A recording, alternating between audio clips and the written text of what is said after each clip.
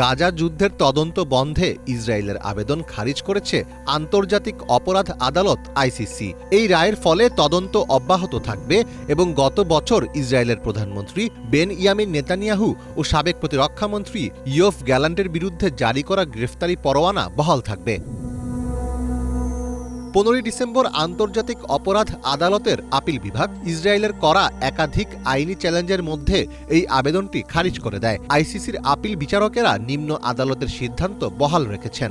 এক প্রতিবেদনে এ তথ্য জানিয়েছে সংবাদ মাধ্যম দ্য জেরুজালেম পোস্ট।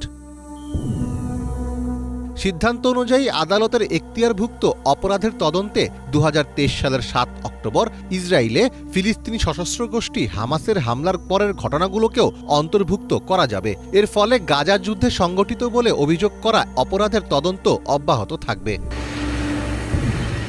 ইসরায়েল বরাবরই নেদারল্যান্ডসের হেগ ভিত্তিক এই আদালতের এখতিয়ার স্বীকার করে না। দেশটি গাজায় যুদ্ধাপরাধের অভিযোগও অস্বীকার করে আসছে। ইসরায়েল বলছে 7 অক্টোবরের হামলার পর হামাসকে নির্মূল করতেই তারা গাজায় সামরিক অভিযান চালাচ্ছে। বিশ্লেষকদের মতে গাজা সংঘাতের আন্তর্জাতিক তদন্তের ক্ষেত্রে এটি একটি গুরুত্বপূর্ণ পদক্ষেপ। এই তদন্তের ধারাবাহিকতা আন্তর্জাতিক ক্ষেত্রে ইসরায়েলের কূটনৈতিক সম্পর্ককে প্রভাবিত করতে পারে। এছাড়া আইসিসি সদস্য দেশগুলো ইসরায়েলের সাথে সম্পর্ক পরিচালনার ক্ষেত্রে আরও সতর্ক হতে পারে। আইসিসির এই সিদ্ধান্ত ইসরায়েলের ওপর আইনি ও রাজনৈতিক চাপ আরও বৃদ্ধি করবে। মীর ফজলে রাব্বি, বাংলা ভিশন।